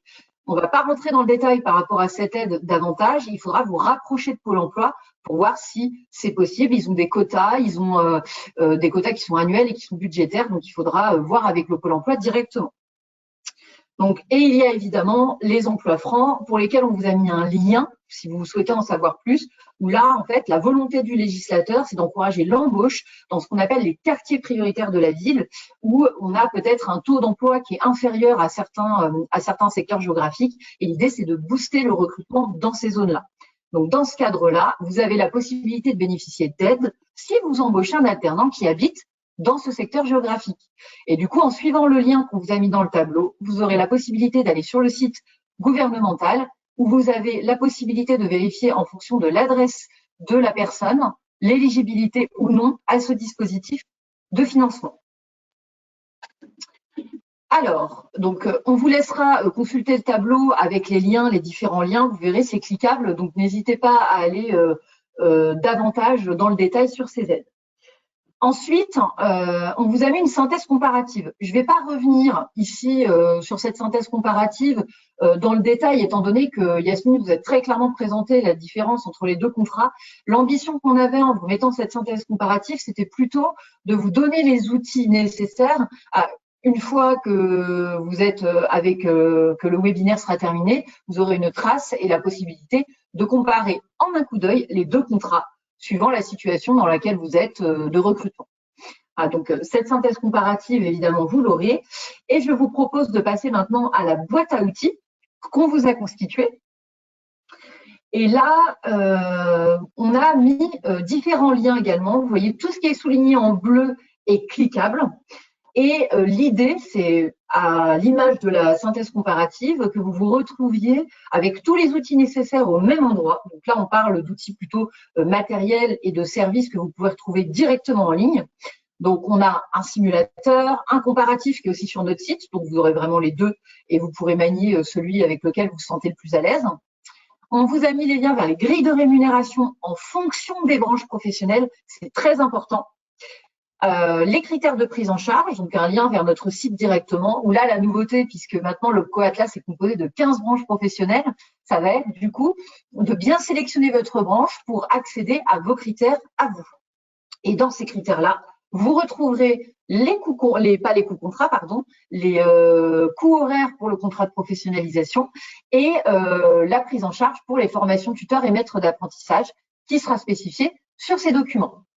On vous a également mis des pages dédiées pour le contrat de professionnalisation et contrat d'apprentissage qui mènent tout simplement à notre site et vous verrez qu'on a choisi de présenter ça sous l'angle d'un question-réponse avec pour quel public c'est, quels sont les avantages dont vous pouvez bénéficier, ce qui vous permettra un petit peu de retrouver le déroulé qu'on a eu ensemble aujourd'hui et qui vous permettra, ça vous permettra de retrouver facilement les informations sur notre site si jamais vous souhaitez les avoir également à l'écrit. Un lien vers MyAtlas pour les entreprises qui nous regardent et qui n'auraient pas encore créé leur espace. Je vous invite vivement à le faire, puisque pour faire appel à nos services en termes d'enclenchement de financement, il faudra déposer un dossier en ligne. Donc, il faut que vous ayez créé votre espace. Vous avez également un lien vers notre agenda. L'agenda, c'est la page où vous pourrez voir toutes les dates que vous avez à votre disposition pour les réunions d'information collective et donc en ce moment, fatalement, en adaptation à la crise sanitaire des webinaires. Cela étant dit, c'est une modalité qu'on va poursuivre et qu'on va explorer davantage cette année et les années à venir. Donc, n'hésitez pas à vous venir informer des différentes thématiques. Le portail de l'alternance, qui est proposé par le ministère du Travail, qui vous permet de consulter les différentes offres d'emploi, mais aussi d'en déposer. Donc ça, c'est très important. Si vous êtes à la recherche d'alternants, n'hésitez pas, parce qu'on communique largement sur cet outil-là auprès de nos entreprises, auprès de vous, auprès des jeunes quand on les rencontre dans les salons. Et c'est vraiment un lieu d'échange aussi pour vous, pour trouver des alternants. Et enfin, le lien vers les emplois francs qu'on vous a remis ici. Très rapidement, on va aller faire un tour sur le simulateur, comme promis, parce que je pense que c'est vraiment l'outil à retenir pour rechercher un coût contrat. Vous voyez comment il se présente. Donc, Céline est en train de descendre sur la page qui mène au simulateur. Et tout l'intérêt, ça va être sur le côté gauche de l'écran, vous voyez, il y a une barre de recherche. Cette barre de recherche, vous pouvez y renseigner un code diplôme, ou bien un libellé de diplôme. Une fois que vous avez renseigné ce champ, il faut descendre et vous allez cette fois sélectionner votre branche professionnelle. Très important parce que Yasmine vous l'a dit tout à l'heure, les coûts contrats sont déterminés par les branches et validés bien évidemment par France Compétences, mais du coup dépendent des branches. Donc ça, c'est très important. Une fois que vous avez sélectionné ces deux champs, vous remontez et vous avez un diplôme qui apparaît. Donc là, par exemple, celui-ci, c'est Programme Grandes Écoles de l'ESCP Europe. Le code diplôme, il apparaît en dessous. Et là, on a un coût contrat qui est donc pour la branche des marchés financiers, puisque c'est marqué juste au-dessus. Ce coût contrat, il est annuel. Yasmine vous le disait tout à l'heure, c'est un coût forfaitaire annuel. Donc, si vous avez un contrat, et c'est expliqué juste au-dessus, vous pourrez le retrouver facilement. Si vous avez un contrat d'1 an, vous savez que c'est cette prise en charge-là qui sera prise par votre OPCO. Si c'est un contrat qui est fait sur 17 mois, il faudra ramener du coup le coût contrat au mois est multiplié par le nombre de mois, donc en l'occurrence 17, et vous aurez du coup le coût alloué à votre contrat en fonction de sa durée. Si c'est 2 ans, eh bien vous faites x2. Donc ça vous permet, vous, entreprise, de tout de suite savoir quelle sera la prise en charge pour votre contrat d'apprentissage. C'est très important. Parce qu'au moment de signer la convention, il faudra être vigilant à l'encart sur les modalités financières. S'il y a un reste à charge, il faut en discuter avec le CFA et que ce soit clairement spécifié sur les modalités financières. Voilà. Donc ça, c'est vraiment un point d'attention à avoir qui est très important. Et ce simulateur vous permettra d'être sûr du coût contrat que nous vous finançons. Je vous propose qu'on revienne du coup à la boîte à outils en dernière partie, qui est une boîte à outils plutôt humaine, puisque en slide suivante, nous vous avons mis les différents interlocuteurs qui sont les vôtres. Donc, Yasmine et moi qui avons animé ce webinaire aujourd'hui qui touche à sa fin maintenant. Donc Yasmine, je le rappelle, développeuse de l'alternance. Pour ma part, je suis conseillère en formation. Donc nos collègues sont également disponibles pour répondre à votre question, en rendez-vous, en point téléphonique, par mail. Et donc cela se décline de la façon suivante. Vous avez un conseiller formation qui est dédié à votre entreprise. Donc là, c'est une information qui est en train d'être mise à jour sur vos espaces. Aujourd'hui, on est en train de mettre cette information à jour, mais vous avez la possibilité d'obtenir le nom de votre conseiller en nous contactant directement ou via les boîtes communes ou via votre ancien conseiller. Ça, c'est pas un souci. Vous aurez toujours quelqu'un dédié à votre entreprise et ça, c'est déjà le cas aujourd'hui. Les développeurs de l'alternance qui sont à votre disposition également sur un maillage régional. Donc, vous pouvez prendre rendez-vous également avec eux pour creuser sur l'idée et sur votre politique alternance. Et enfin, le service de conseil téléphonique où nos collègues vous apportent une aide précieuse aussi par téléphone. Vous pouvez les contacter également pour des questions que vous avez et si vous souhaitez les solliciter, ils sont tout à fait joignables. Voilà. Alors, on arrive au terme de cette présentation. On espère avoir capté votre attention. Alors, comme on vous le disait au début, je vois qu'il y a des questions qui sont apparues. On n'a pas le temps de répondre à toutes les questions. Pour autant, on ne va pas les laisser de côté. Notre service communication qui nous assiste aujourd'hui d'ailleurs dans la réalisation de ce webinaire va extraire ces questions et nous aurons l'opportunité de revenir vers vous en y répondant. Donc, vous aurez tous une réponse à votre question. Voilà, donc un grand merci pour votre attention. On espère que cette première vous a plu. Et si un petit mot encore, excusez-moi, au-delà du lien vers le replay de nos collègues d'hier, sachez que dans leur présentation, ils ont inclus une partie spécifique sur la crise sanitaire actuelle, avec des liens qui vous conduisent vers notamment les questions-réponses du gouvernement, qui sont aussi en lien sur notre site internet donc de l'Opco Atlas. On y met à jour régulièrement des informations en fonction de l'évolution de la crise sanitaire. N'hésitez pas à aller consulter les documents. On est dans un flux d'informations qui est très important. Les informations évoluent très vite. Donc, c'est vraiment pour vous une façon de vous tenir à jour, c'est d'aller voir sur notre site internet, de consulter également les sites du législateur, donc notamment le ministère du Travail, qui met régulièrement à jour des questions-réponses sur sa page. Et donc, vous avez des modalités qui concernent les CFA, qui concernent les apprentis, le passage à l'activité partielle. Voilà, donc vous avez toutes ces informations à votre disposition. Je pense qu'il est temps de se dire au revoir. Oui. Encore merci. Le replay vous sera envoyé. Merci. Et le replay, comme Caroline l'a dit, il sera envoyé. Et le support aussi de la présentation sera envoyé par mail, plus les FAQ qu'on va essayer de compiler juste après cette présentation. Merci pour votre participation. Merci beaucoup. Au revoir. À bientôt.